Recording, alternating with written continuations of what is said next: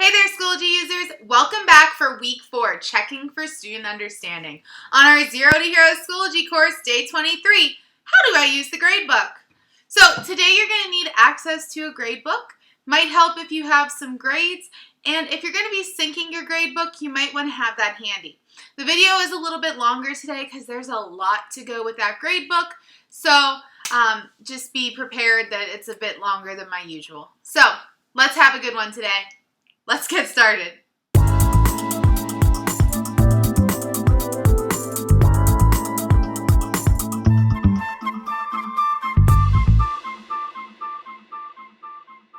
right, Schoology users. So today we're going through the gradebook, and I'm not going to have much of an introduction because it's a lot. Now, before I do get started, I do want to say you might be thinking, geez, it's day 23 and you're only just getting to the gradebook? So let me preface with, you don't have to use the gradebook. If that is too much for you right now, if you're not going to be syncing the grades anyway, you could always go and use a paper gradebook, and that's why I kept this towards the end. There's some features I'm going to talk about today that do have some troubleshooting errors that do pop up, so you got to keep that in mind anytime you're creating a course.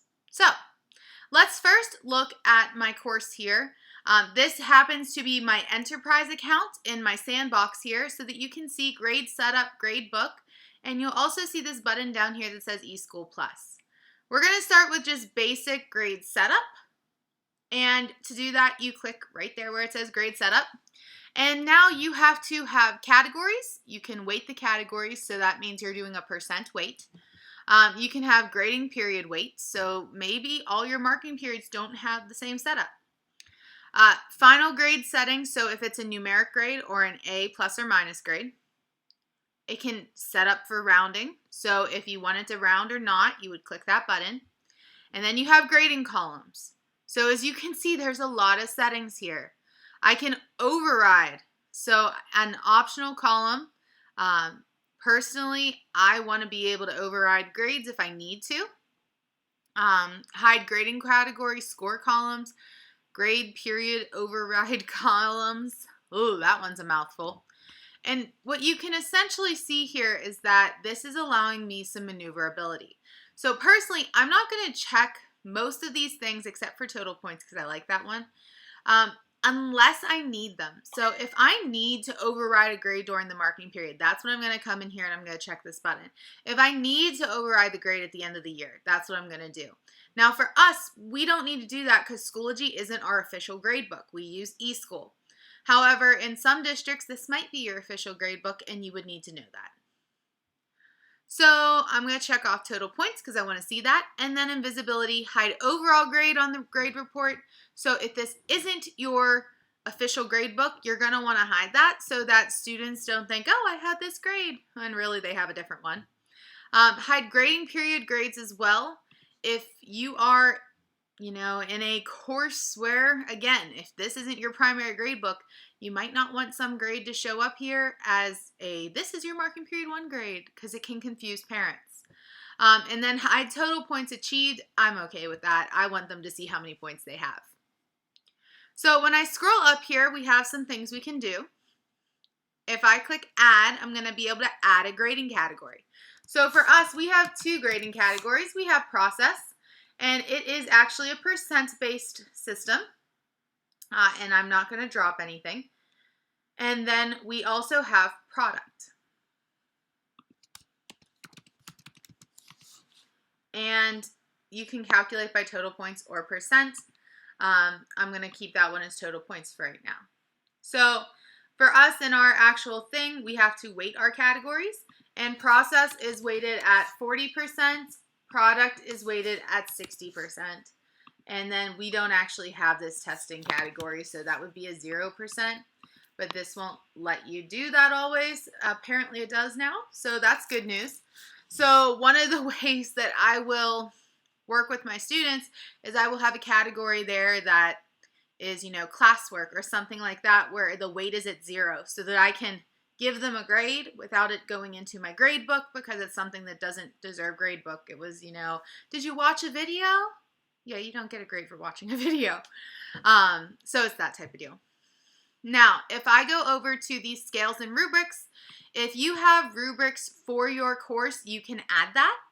So if I had a different grading scale, so for us, we have very different grading scales that I probably would not choose to put in here unless my school did it for me, which would be awesome. For what qualifies as an A, what's a B, what's a C, what's a D. This is where you would do that. You just type the grade in, set the range, and I don't even think I know ours. I think it's 93 to 100. And then you add level. And then you have B. And a B for us is like an 82 to 93, I think. C, 76 to 82. And D is a 70 to a 76. And everything less than that is an F. So that would be how you'd set it up. You can use an average. So there you go. That would be if it was getting calculated into like a GPA or similar. You can also say only show the letter grade. So we're not going to show any sort of conversion or any sort of percent on an assignment. I just think it's convenient to know that this is here. You can also set it up based off of points. Now, the other thing that's here is rubrics. So if you have a rubric that you're always going to use, if you have, for us, I'm thinking about making a cool down rubric. I can put this here so that for every cool down, I can have this rubric, I can click it, and I can call it a day. Then I don't have to create the rubric every time. In enterprise accounts, you can save this to your resources so that you can share it with your entire school or department. And this is just another place to create it like we did in the rubric video. All right, so that's the grade setup. Whew. Oh, one more button I missed. Copy settings. The joy of this is that you only have to do it one time. So if all your classes have the same categories, they have the same gradebook setup, all that, you can copy it to your other classes so you only have to do it once. Thank goodness, because it's a lot of information here. Now, the next thing that we have here is our gradebook itself. And it's pretty much, your basic Excel style gradebook. You have your course members on the left-hand side. This right here is the grading period. So this is in our PD category for me so that it doesn't shut down. However, it would say marking period 1, marking period 2, 3, 4. Then you can click on those to change it. All materials, you can also set it to see the things you see here. So if I want to see process product testing, I can do that. Now, I believe someone was saying that they didn't like how these were set up so that you can't see. You can actually set it to sort by due date. So as long as you put due dates on everything, all the assignments are going to show up here. You can also set it by the date that it was created. Then for view, there's lots of things in view. Full titles is the full assignment title, and it takes up a whole bunch of space. But as you can see, when I hover over the title, it pops up. I never hit that button. Show grading scale. I don't really care to see the grading scale, so I can turn that off.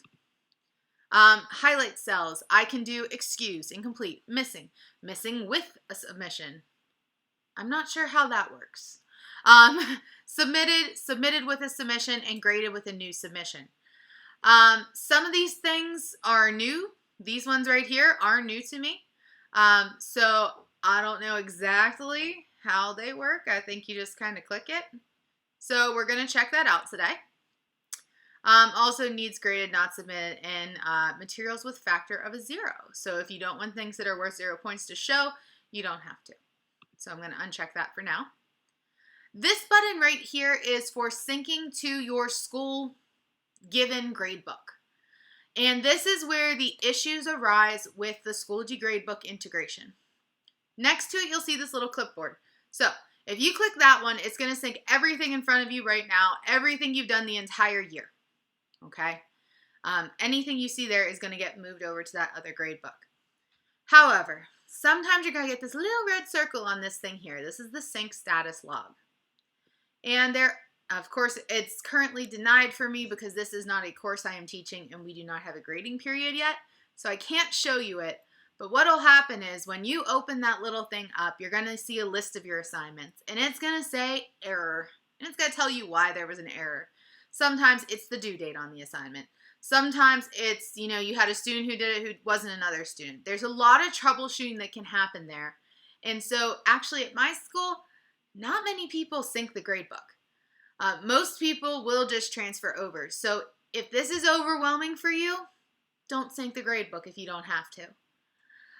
You can wait to do that. You do not have to do that from the get-go because you can pick certain assignments to sync using this clipboard. So if it's just something that graded in Schoology and you want that one assignment to sync, you can do that. The next thing here is this little plus sign, which means I can add stuff from here. So I can add an assignment from here. We've now found, I think that's like 4 places to add an assignment.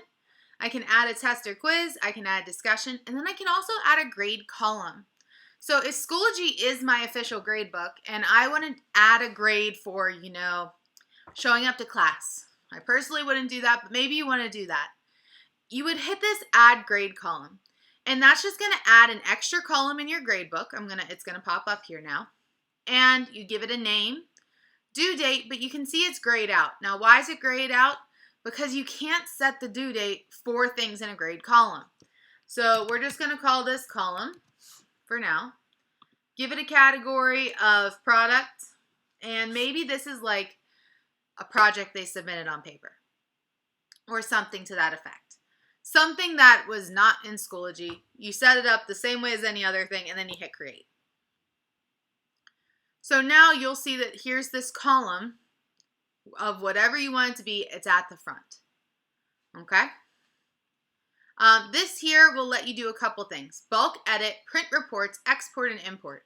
These 3 are pretty self-explanatory. I don't think I need to click on those, but bulk edit's important. When you click that, it's going to open up this editor that allows you to change the assignments. Remember how it said that I can't put a due date on it? Guess what? I can now add a due date. This is the way around. So if you do completion folders, this is how you put a due date on something in a completion folder. You go into bulk edit and you can set these up. You just hit save changes and magically it gets around the issue. You can also change factors, which is, the weighting of the assignment. This is if it's published or not. And so as you can see here, I can alter all of the assignments that I had. I also have yet another place that I can add an assignment. So if I go back, I'm going to go all the way back to my gradebook here because I know this is a lot of information today. We're going to finish clicking on the last couple of buttons and talking about what they all do. So first off, say hi here. If I click the drop down, you can see edit, which means I'm going to edit the assignment itself. Track revisions. I can see what grades I've put in. So when I have my cat jump onto my keyboard while I'm entering grades and he deletes out 15 things, I can go back and figure it out. I can set all grades. So if I do a whiteboard activity, where they hold up the whiteboard and I check it right then and there. So if everybody did really well on it, I can just put all the grades in. I can mark things submitted, excused, incomplete, missing, and view statistics as well as delete it. They are going to be having some extra things. So submitted is brand new and it just means that, hey, this has been turned in. Now, key detail here is it's ignored when it's calculating that student's category and grading period scores. So that is a key detail there. So if you're going to mark something submitted, know that it's going to be ignored when they're calculating the score. Excused is also going to ignore it. Incomplete is ignored, but missing is a 0. All right, now we got all these little buttons that show up when you click on things and you type numbers in. Obviously, if I click here, it's going to take me to that assignment. So when I'm typing a grade in, I can flag it. I can have an exception. So that's where I can put submitted, excused, incomplete, missing. I don't have to go to that drop-down menu every time. Up here, I can view this discussion, which is going to take me to the discussion. As you can see, it opened in a new tab. Then I have this one here. And this one is actually a grade comment.